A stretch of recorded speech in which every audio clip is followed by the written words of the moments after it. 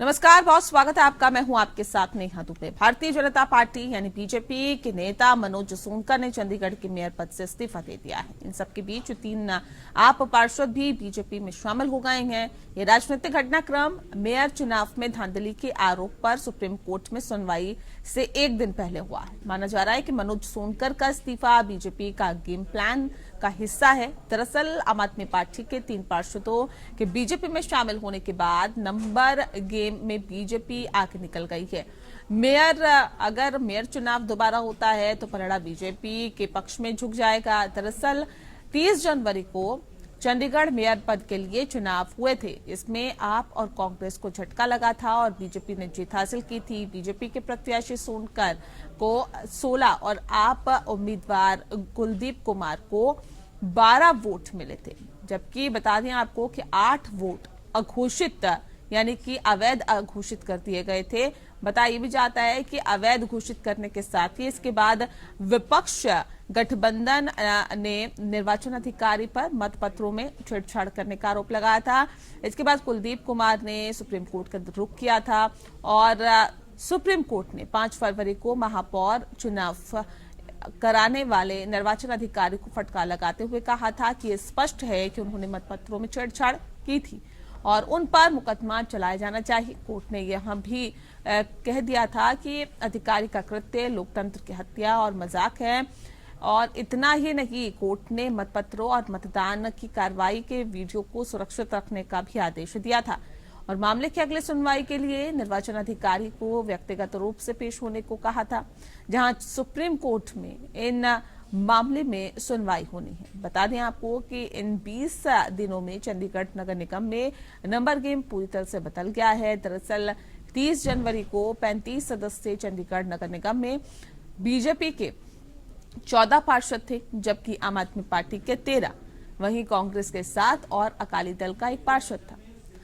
आम आदमी पार्टी और कांग्रेस ने गठबंधन में चुनाव लड़ा था, जबकि अकाली दल के 1 पार्षद ने बीजेपी उम्मीदवार के पक्ष में वोट डाला था। इसके अलावा बीजेपी सांसद किरण खेर ने भी मताधिकार का इस्तेमाल किया था। आप और कांग्रेस का दावा था कि उनके पास जीत के लिए पर्याप्त पार्षद थे, लेकिन निर्वाचन अधिकारी ने उनके पार्षद के वोटों को रद्द कर दिया। लेकिन अब आते आते पूरा गेम नंबर गेम बदल गया है और आप के 3 पार्षद नेहा, पूनम और गुरुचरण काला बीजेपी में शामिल हो गए। अब बीजेपी के पास 17 पार्षदों के साथ एक अकाली दल का पार्षद का वोट है। बीजेपी सांसद का वोट मिलाकर कुल 19 वोट हो गए और ऐसे में जबकि बताया जा रहा है कि उसे जीतने के लिए 18 वोट की जरूरत है, जबकि आप और कांग्रेस के पास 17 वोट ही बचे। इतना ही नहीं, सूत्रों का यह भी दावा है कि अभी आप और कांग्रेस के कुछ और पार्षद बीजेपी को ज्वाइन कर सकते हैं। ऐसे में अगर सुप्रीम कोर्ट दोबारा चुनाव कराने का आदेश देता है तो बीजेपी आसानी से इन चुनावों को जीत जाएगी।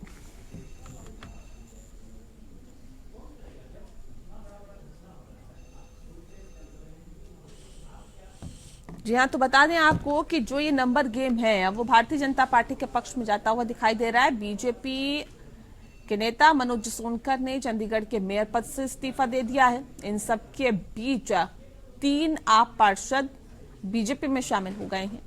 ये राजनीतिक घटनाक्रम मेयर चुनाव में धांधली के आरोपों के बाद सुप्रीम कोर्ट में सुनवाई से एक दिन पहले हुआ है। माना जा रहा है कि मनोज सोनकर का इस्तीफा बीजेपी के गेम प्लान का हिस्सा है।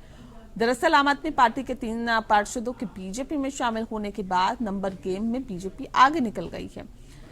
अगर मेयर चुनाव दोबारा होता है तो पलड़ा भारतीय जनता पार्टी के पक्ष में झुक जाएगा। दरअसल 30 जनवरी को चंडीगढ़ मेयर पद के लिए चुनाव हुए थे और इसमें आम आदमी पार्टी और कांग्रेस को झटका लगा था। बीजेपी ने जीत हासिल की थी और बीजेपी के प्रत्याशी मनोज सोनकर को 16, आप उम्मीदवार कुलदीप कुमार को 12 वोट मिले थे, जबकि 8 वोट अवैध घोषित कर दिए गए थे। इसके बाद विपक्षी गठबंधन ने निर्वाचन अधिकारी पर मतपत्रों को छेड़छाड़ इस पर करने का आरोप लगाया था। इसके बाद कुलदीप कुमार ने सुप्रीम कोर्ट का रुख किया था। बता दें आपको कि सुप्रीम कोर्ट ने 5 फरवरी को महापौर चुनाव कराने वाले निर्वाचन अधिकारी को फटकार लगाते हुए कहा था कि ये स्पष्ट है कि उन्होंने मतपत्रों में छेड़छाड़ की थी और उन पर मुकदमा चलाया जाना चाहिए। कोर्ट ने भी कहा था कि अधिकारी का कृत्य लोकतंत्र की हत्या और मजाक है। इतना ही नहीं, कोर्ट ने मतपत्रों और मतदान की कार्रवाई के वीडियो को सुरक्षित रखने का भी आदेश दिया था। मामले की अगली सुनवाई के दिन निर्वाचन अधिकारी को व्यक्तिगत रूप से पेश होने को कहा गया था।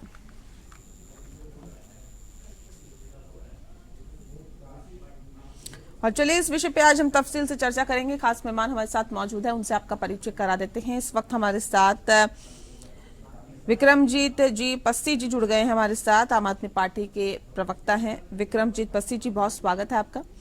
और हमारे साथ गुरप्रीत सिंह ढिल्लो जी जुड़े हैं, जो कि बीजेपी के प्रवक्ता हैं। ढिल्लो साहब, बहुत स्वागत है आपका। अर्शप्रीत सिंह खड़ियाल जी हमारे साथ जुड़ गए हैं, कांग्रेस के प्रवक्ता हैं। आपका भी बहुत स्वागत है। इस खास कार्यक्रम की शुरुआत विक्रमजीत जी आपके साथ ही करते हैं। सर, जिस हिसाब से नंबर गेम फिलहाल बदलता हुआ दिखाई दे रहा है, लग रहा है कि गेंद उछलकर आपके पाले से दूर चली गई है। नेहा जी, बात ऐसे है कि बीजेपी जो लोकतंत्र के साथ खेला करती आई है, उसका एक एग्जाम्पल चंडीगढ़ में लगातार दिखाई दे रहा है। बीजेपी जो चाहती है कि हिंदुस्तान के अंदर लोकतंत्र को लगातार कमजोर किया जाए, और बीजेपी जो चाहती है कि लोकतंत्र के अंदर इनकी घुसपैठ चले, इनकी लाठी चले, और वही कुछ हम देखते आ रहे हैं। इलेक्शन मेयर का होना था 18 जनवरी को, और उस दिन आपने देखा होगा कि प्रिजाइडिंग ऑफिसर मसीह साहब की तबीयत खराब की बात आती है जी। बीजेपी की नीयत खराब, मसीह साहब की तबीयत खराब, और वो भी क्या था, वो भी टाइम गेन करने के लिए हो सकता है किया गया कोई ड्रामा हो। और वो टाइम गेन करने का मकसद ही यही था कि लोकतांत्रिक तरीके से जो चुने हुए मेयर हैं उनको तोड़ा जाए, तोड़फोड़ की जाए, साम दाम दंड भेद जो भी हो, धन बल लालच कुर्सी का दिखाकर लोकतंत्र की हत्या का एक और प्रयास किया गया। उसके बाद हमारी पार्टियां हाई कोर्ट जाती हैं। हाई कोर्ट ने 30 तारीख का इलेक्शन रख दिया। 30 को तो इन्होंने मतलब हिंदुस्तान के अंदर, पूरे भारत के अंदर एक ऐसी एग्जाम्पल पैदा कर दी कि केंद्र में जो सरकार है वो चाहती ही नहीं कि कहीं भी सही तौर पर नुमाइंदगी मिले। हर जगह इन्हीं की सरकार होनी चाहिए, इन्हीं के बंदे जीतने चाहिए। ऐसा ऐसा खेला रचा गया, किस तरह से डिफेस किया गया बैलेट्स को, बैलेट पेपर को, किस तरह से खुद प्रिजाइडिंग ऑफिसर मिस्टर सोनकर को पकड़ पकड़ के कुर्सी पे बिठा रहे थे।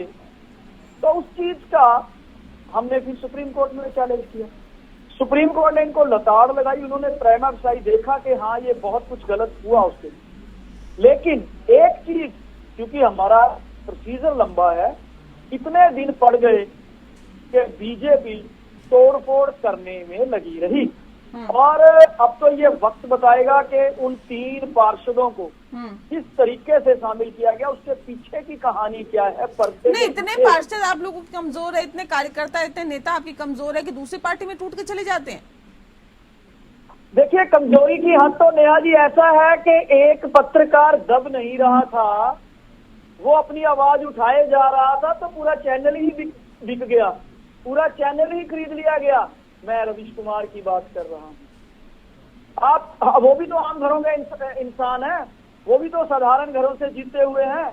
अगर केंद्र सरकार, राजनीति की बात करिए ना सर, अपनी राजनीति की बात करिए ना, कोई चैनलों की बात मत करिए। यहाँ पर आप राजनीति की बात करिए कि क्या आम आदमी पार्टी के नेता, आम आदमी पार्टी के नेता, उनकी नीति, उनकी रीति इतनी कमजोर हो गई, उनकी विचारधारा इतनी कमजोर हो गई कि कोई भी उन्हें खरीद ले, या कोई भी पार्टी उन्हें खरीद सकता है। तो मैंने वही तो बताया कि वो तो एक साधारण पार्षद है। यहाँ तो चैनल के चैनल बिक गए, चैनल के चैनलों की क्या हालत हुई। तो मैं यही तो बता रहा हूँ कि वो भी तो साधारण परिवारों के पार्षद है। क्या हुआ पर्दे के पीछे। एक क्वेश्चन और है नेहा जी, जो आपका मेन क्वेश्चन होना चाहिए था। बीजेपी के मेयर चुनाव के उम्मीदवार ने इस्तीफा क्यों दिया, उसका क्या कारण है। ये स्पष्ट बता रहा है कि जब कांग्रेस के पास थे 20 और धक्केशाही से उसको कुर्सी पे बिठाया गया, अब सुप्रीम कोर्ट में सुनवाई थी, उसने इस्तीफा दिया, अब पर्दे के पीछे क्या है, ये देखने वाली चीज है।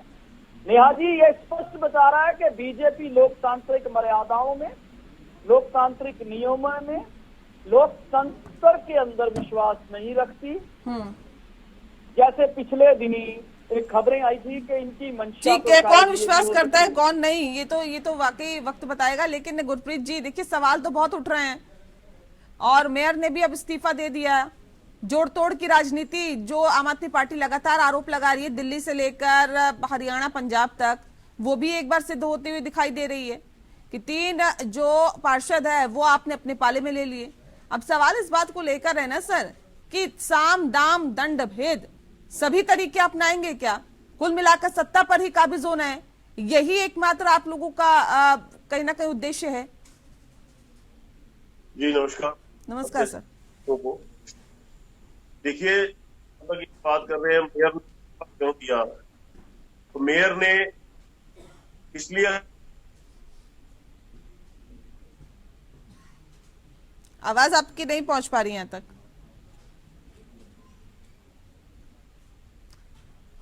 जी गुरप्रीत जी सुन पा रहे हैं आप हमें? नहीं, आपकी आवाज हम तक नहीं पहुंच पा रही। एक बार फिर से आपसे संपर्क साधते हैं हम। अर्शदीप का रुख कर लेते हैं। अर्शप्रीत जी, सवाल इस बात को लेकर है कि जो हालात और जो सिचुएशन है इसमें, तो देखिए आप दोनों के अगर आंकड़े मिला लिए जाए, आम आदमी पार्टी और कांग्रेस पार्टी के, तब भी वो संख्या नहीं हो पा रही जितनी होनी चाहिए। मैं उम्मीद करता हूँ मेरी आवाज पहले पहुंच रही है आप तक। जी जी जी देखिए, पहली बात तो ये है, भारतीय जनता पार्टी की एक एक्सपर्टीज है ऑपरेशन लोटस करने की, आईटी, ईडी, सीबीआई एजेंसीज का दुरुपयोग करने की, इलेक्शन से पहले उनके द्वारा कैंपेन करने की, और जो चंडीगढ़ मेयर पोल में पहले हुआ और अब हो रहा है वो चीजें करने की। Basically Bharatiya Janata party anti democracy है, एंटी कॉन्स्टिट्यूशन है और एंटी वेलफेयर है। तीनों चीजों के खिलाफ है भारतीय जनता पार्टी। इस वजह से लोगों के वोट्स को और लोकतंत्र को बार बार अंडरमाइन करती है। अब आप चेन ऑफ कोइंसिडेंसेस देखिए, 16 जनवरी को पहले म्युनिसिपल कॉर्पोरेशन के सेक्रेटरी बीमार होते हैं, 18 जनवरी को प्रिजाइडिंग ऑफिसर बीमार होते हैं, उसके बाद कोइंसिडेंस देखिए 8 वोट इंडिया ब्लॉक की इनवैलिडेट हो जाती है, लेकिन भारतीय जनता पार्टी की एक भी नहीं होती। फिर कोइंसिडेंस देखिए, प्रिजाइडिंग ऑफिसर ऑफिस बेरर रहे होते हैं, भारतीय जनता पार्टी के एक्टिव मेंबर होते हैं, अनिल मसीह जी। फिर कोइंसिडेंस देखिए कि जो प्रिजाइडिंग ऑफिसर थे, सुप्रीम कोर्ट की टिप्पणियां क्या आई कि लोकतंत्र का कत्ल हुआ, मर्डर ऑफ डेमोक्रेसी। बहुत बड़ी टिप्पणी है, बहुत कम ऐसी टिप्पणियां देखने को मिलती हैं, इतनी स्ट्रिंजेंट, इतनी सख्त। दूसरा ये है कि सुप्रीम कोर्ट तक ने कहा कि प्रिजाइडिंग ऑफिसर कैमरा की तरफ ऐसा देख रहा है जैसे भगौड़ा होता है, और वो जब वोट को डिफेस करता है, खराब करता है, और खराब करने के बाद उसी के बेसिस पे इनवैलिडेट कर देता है, वो हमारे लोकतंत्र का कत्ल होता है। और भारतीय जनता पार्टी की सरकार की जवाबदेही पे लोग तो करेंगे, वोट में भी हम करेंगे। और मैं आपको एक और चीज स्पष्ट कर दूं, सुप्रीम कोर्ट ने ये तक कह दिया था कि जो प्रिजाइडिंग ऑफिसर है उसके खिलाफ कार्रवाई होनी चाहिए, ही शुड बी प्रोसिक्यूटेड। और अगली तारीख पे पेश होने को सुप्रीम कोर्ट ने उसको हुक्म किया था और कहा था कि सुप्रीम कोर्ट लोकतंत्र का कत्ल होने नहीं देगी। अब आप देखिए, जो वीडियो उस दिन वायरल हुआ, जो वीडियो आपके चैनल पे चलाई भी जा रही है, जब अनाउंसमेंट करते हैं प्रिजाइडिंग ऑफिसर, कैसे बिल्कुल पास ही में बीजेपी के काउंसलर खड़े होते हैं मेयर कैंडिडेट को लेके, जैसे ऑलरेडी पता होता है कि हमारे हक में अनाउंसमेंट होगी और साथ के साथ हम जाके प्रिजाइडिंग ऑफिसर को उठाएंगे और अपने मेयर कैंडिडेट को बिठा देंगे। आप देखिए लोकतंत्र का कैसे मजाक बनाया गया, कैसे वर्ल्ड लार्जेस्ट डेमोक्रेसी में जो हमारी सबसे प्योर प्रोसेस है इलेक्शन, ठीक है, नहीं ये लोकतंत्र के मजाक की जो बात है, ये तो बार बार कही जा रही है ना ढिल्लो साहब। और सवाल इस बात को लेकर भी है ना कि अगर चुनाव हो तो निष्पक्ष तरीके से हो। ये कौन सा तरीका है कि किसी भी तरह से हमारे प्रत्याशी को जिताना है, उसके लिए चाहे हमें कुछ भी करना पड़े, लोकतंत्र की हत्या करेंगे क्या? विपक्षी पार्टी लगातार इस बात को कह रही है कि देखिए सभी तरीके भारतीय जनता पार्टी अपना लेती है, उद्देश्य बस एक सूत्रीय एजेंडे पे चलती है कि जीत हमारी होनी चाहिए। अच्छा मुझे एक बात बताएं, ये बाकी सबको तो अलोकतांत्रिक कहते हैं, जो इन्होंने गठबंधन किया ये सिर्फ मेयर चुनाव के लिए, ना इनका पंजाब में कहीं गठबंधन हुआ, ना इनका कहीं दिल्ली में गठबंधन है, ना पूरे देश में कहीं पर भी ये गठबंधन है। लेकिन मेयर के चुनाव के लिए कहते हैं कि जी हम एक हैं। ये अलोकतांत्रिक नहीं है। नहीं, ये दूसरों को अलोकतांत्रिक पाठ कैसे हो पढ़ाना गया? नहीं, आप मुझे बताइए ना, ये आप किसी ये पार्टी क्या के कीर्तन साथ करने अगर के लिए आप किया था गठबंधन इन्होंने करेंगे, गठबंधन? तो वो ये भी तो लोकतंत्र के साथ जोड़ कुर्सी देंगे के लिए क्या? कर रहे थे ना। ये नहीं, आप मुझे बता दीजिए ना सर, एक चुनाव में निष्पक्ष तरीके से चुनाव ना होना और किसी पार्टियों का गठबंधन होना, दोनों अलग चीजें हैं। दीजिए, मैं जवाब दूंगा आपकी हर बात का। हाँ। मैंने बहुत लंबा सुना है इन दोनों प्रवक्ताओं को। हाँ, मैं तो ये कह रहा हूँ कि ये भजन कीर्तन करने के लिए इकट्ठे तो हुए नहीं थे। हाँ। ये भी मेयर बनाने के लिए इकट्ठे हुए थे। हाँ, और मेयर बनाना जब राजनीति है, शतरंज है, तो फिर किसी तरीके से चाल, किसकी चाल कहाँ पड़ जाए तो ये क्या राजनीति पता। करिए ना सर, धांधली करवाएंगे तो क्या? पहली बात। दूसरी बात ये, नहीं, धांधली इन्होंने कहा कि करवाएंगे मेयर क्या? ने इस्तीफा दिया। इस मेयर को इस्तीफा इसलिए देना पड़ा क्योंकि इन्होंने सुप्रीम कोर्ट में जाकर के बजट सेशन पर भी रोक लगवा दी। शहर को हम ऐसे ही छोड़ नहीं सकते। विकास की सारी योजनाएं, सारा गति बंद हो गई। लोगों के जो कर्मचारी हैं, सफाई कर्मचारी हैं, दूसरे छोटे कर्मचारी, उनकी तनख्वाहें नहीं दी जाएंगी, उनके घर में समस्या खड़ी हो जाएगी बजट पास नहीं होगा तो। इसलिए मेयर ने ये नैतिकता के आधार पर कि अगर ठीक है, अगर ये मेरा को नहीं चलने देंगे तो हम इस्तीफा देते हैं, दोबारा से चुनाव करा लो। आज शहर का विकास रोकना, हमारे नेतृत्व ने ये बात कही है, मोदी जी ने, कि शहर के विकास, देश के विकास में अगर कोई रोड़ा अटकाता है तो उसको हटाना धर्म का काम है। इसलिए निष्पक्ष तरीके हमने से चुनाव अपने होना आप को हटा चाहिए, दिया नहीं होना कि चाहिए, इस बात पे आइए ना। अगर इस बात पे मनोज आइए ना सोनकर से इनको कि दिक्कत है तो निष्पक्ष मनोज तरीके से सोनकर चुनाव कहता है कि होना मैं इस्तीफा देता चाहिए हूँ। या नहीं होना चाहिए, जिसके पक्ष में आंकड़े हैं उसका मेयर बनना चाहिए या नहीं बनना चाहिए, जो कुछ हुआ वो गलत था या ये तो नहीं ये था। दावे हैं मैडम, ये दावे हैं। ये तो वोटर जब निकलती हैं, अब इन्होंने सुप्रीम कोर्ट ने क्या बोला था मुझे? अच्छा, आप बताइए, सुप्रीम कोर्ट ने क्या बोला था? सुप्रीम कोर्ट बोलता जो है वो अपनी कलम के माध्यम से बोलता है। उनके बोलने वाला, मुंह से बोलने वाले को कुछ गिना नहीं जाता। इसलिए कुछ भी अगर वो कहते हैं तो वो कलम से कहेंगे, उस कलम से कहे हुए को ऑर्डर माना जाएगा। और अभी हम तैयार हैं, अगर सुप्रीम कोर्ट गए दोबारा से चुनाव कराना है तो करा लेंगे। ढिल्लो जी की तरफ से किया जा रहा था, कह रहे राजनीति कर रहे हैं अर्शप्रीत जी, कह रहे राजनीति कर रहे हैं, राजनीति में तो सब कुछ जायज है, सब जीतने के लिए राजनीति करते हैं, आप भी करते हैं, हम भी करते हैं, और हम कर रहे हैं तो उसमें गलत क्या है? मुझे बड़ी हैरानी हुई जब उन्होंने कहा कि आपका अलायंस क्या गैर संवैधानिक नहीं है। अब मैंने सिंपल सी चीज बताऊंगा, अलायंस करना लीगल होता है, जो आपने किया वो इलीगल और अनकॉन्स्टिट्यूशनल था। ये सबसे बड़ा फर्क है। और अगर अलायंस करना इलीगल है तो जो 37 पार्टीज के साथ आपने नॉन डेमोक्रेटिक अलायंस में गठबंधन बनाया है, गठजोड़ किया है, तोड़ दीजिए उसको इलीगल घोषित करके। अगर वो गलत होता है, नीतीश कुमार जी के खिलाफ आप कितना कुछ बोलते थे, नीतीश कुमार जी आपके खिलाफ कितना बोलते थे, नहीं किया उन्होंने अलायंस ज्वाइन आपका, तो भारतीय जनता पार्टी थोड़ा तर्क के साथ बात करे, लॉजिक के साथ बात करे। ये बौखलाहट और घबराहट हमें पता है क्यों आ रही है सामने, क्योंकि एक्सपोज हो गए हैं। देश ने, दुनिया ने देख लिया कैसे भारतीय जनता पार्टी कहती है everything is fair in war.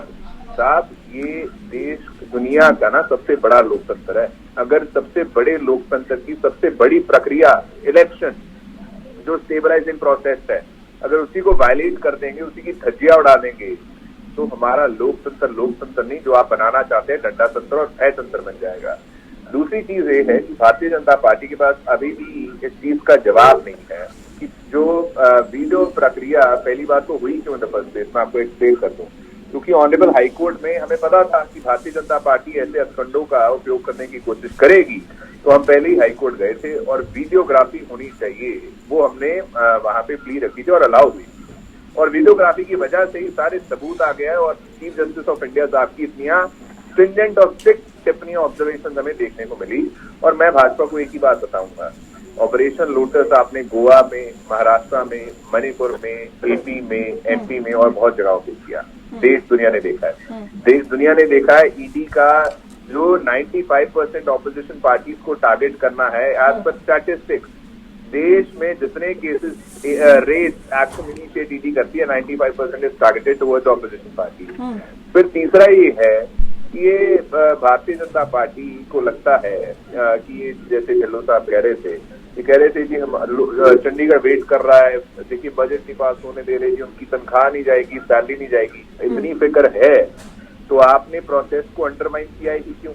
जब जीत रही थी, इंडिया ब्लॉक जीत रहा था, आपने क्यों वोट्स को अंडरमाइन करके, उन्हें खराब करके, जाती करके अपने हक में करने की कोशिश की, जिसके बाद सुप्रीम कोर्ट को भी टिप्पणी करनी पड़ी?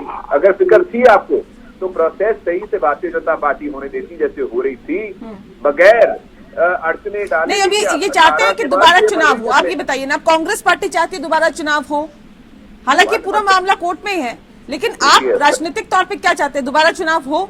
यहाँ तक तो हम क्या चाहते हैं वो तो है ही है, सीजे साहब ने भी कहा था अगर हम अपनी लीगल कॉन्शियंस को नहीं सेटिस्फाई कर पाएंगे तो हम री इलेक्शन की ऑर्डर कर सकते हैं। और मैं आपको गारंटी करता हूँ कि जिस हिसाब से भारतीय जनता पार्टी ने अपना कंडक्ट दिखाया है, कोई भी व्यक्ति इसको डाइजेस्ट नहीं कर सकता, इसको फेयर एंड फ्री नहीं कह सकता। ये पॉलिटिकली मोटिवेटेड था, ये पॉलिटिकली लोकतंत्र को अंडरमाइन करना था। और ऑपरेशन लोटस का हमने एक लेटेस्ट एग्जांपल और देख लिया है, इसका जवाब कोर्ट में तो देंगे, आने वाले इलेक्शन में भी देंगे भारतीय जनता पार्टी। ठीक है, पस्सी जी का मैं रुक कर लेती हूँ क्योंकि वक्त की कमी है और कार्यक्रम मुझे टाइम दीजिए प्लीज जी, बड़ा लंबा इन्होंने बोला है। जी मैं आती हूँ, ढिल्लो साहब आती हूँ, एक सेकेंड। पस्सी जी, दोबारा चुनाव होना चाहिए क्या? देखिए नेहा जी, मामला सुप्रीम कोर्ट में है। सुप्रीम कोर्ट तो बहुत सही, हमें विश्वास है कि फैसला करेगी, क्योंकि देखिए एक तरह से जो उस दिन इलेक्शन हुआ था 30 तारीख को, 16 वोट बीजेपी को पड़े थे और 20 वोट जो थे आम आदमी पार्टी कांग्रेस गठबंधन के हक में थे। गलत तौर पर, बिल्कुल नाजायज इलीगल तरीके से 8 वोट्स को इनवैलिड किया गया था। हम तो ये चाहते हैं कि सुप्रीम कोर्ट जो मेयर का इन्होंने इलेक्शन डिक्लेयर किया था उसको इनवैलिड करते हुए, जो वोट इन्होंने इनवैलिड किए थे उनको वैलिड मानते हुए, जो उस वक्त आम आदमी पार्टी कांग्रेस के मेयर कैंडिडेट जीत रहे थे उनको जीता हुआ डिक्लेयर करे। लेकिन देखो फैसला तो सुप्रीम कोर्ट ने करना है, लेकिन इसमें बनता तो यही है क्योंकि उस दिन वोटें पड़ी थी। अब क्या आंकड़ा बताइए ना सर, अब 19 वोट मिल रहे हैं भारतीय जनता पार्टी को और 17 वोट आपके पास बचे हैं, आपके पास प्लस कांग्रेस के पास। देखो वो तो वोटें पड़ने के बाद पता लगेगा कि किसके हक में कितने वोट पड़े हैं। हाँ, ये जो खेला हुआ था इनवैलिड वाला, वो जो है ना कि उसके ऊपर हम तो ये चाहते हैं कि सुप्रीम कोर्ट सख्त संज्ञान लेते हुए सख्त कार्रवाई करे प्रिजाइडिंग ऑफिसर के खिलाफ भी, सो दैट के हिंदुस्तान में मैसेज जाए।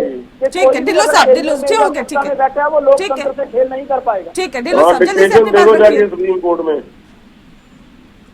रखिए सर अपनी बात, क्या कहना चाह रहे थे आप? मैं क्या, अब ये सुप्रीम कोर्ट को भी डिक्टेशन देंगे, इस तरह की बात पासी साहब करते हैं। पासी साहब को मैं बहुत पुराने से जानता हूँ, लेकिन इनके यही बातें बड़ी निराली होती हैं कि सुप्रीम कोर्ट को ये करना चाहिए। सुप्रीम कोर्ट अपने आप पे बहता जो करेगा उसको आप छोड़िए ना। हम तो ये कह रहे हैं कि आपका जब गठबंधन कहीं है ही नहीं तो आप खामखा का क्यों वहम पाल के बैठे हैं कि यहाँ पे कांग्रेस वालों ने आपको वोट दी है। कांग्रेस ने अपनी इनवैलिड करवा दी वोट, वो नहीं चाहते थे आपको आपका मेयर बनाना, तो बात खत्म होती है यहाँ पे। अब दूसरी बात, ऐसे बात कैसे खत्म हो जाएगी सर? नहीं, बात मैं अगली बात जो कह रहा हूँ कि मेयर का अगर चुनाव हो जाए, वो दोबारा हो जाए, कोई हमारे लिए कोई परेशानी नहीं है उस चीज से। नहीं, अब तो आप चाहेंगे ना दोबारा हो जाए, तीन पार्षद आपके खेमे में आ गए, अब तो आप चाहेंगे, आंकड़ा आपके पक्ष में है, अब आप चाहेंगे कि दोबारा से चुनाव हो जाए। लेकिन इतनी स्थिति क्यों रही? जो चुनाव हुआ था उससे पहले जो स्थिति थी कि जो अधिकारी हैं वो नहीं आते, उनकी तबीयत खराब हो जाती है, ये पूरा एक षड्यंत्र नहीं लग रहा आपको कि पूरा एक षड्यंत्र रचा गया इस चुनाव को लेकर? ये समझने वाली बात है सर, जनता मूर्ख नहीं है, जनता सब समझ रही है, सब जान रही है। बहरहाल वक्त की कमी है मेरे पास। बहुत शुक्रिया आप सभी मेहमानों का हमारे साथ इस खास चर्चा में शामिल होने के लिए। खास पेशकश में इतना ही, नमस्कार।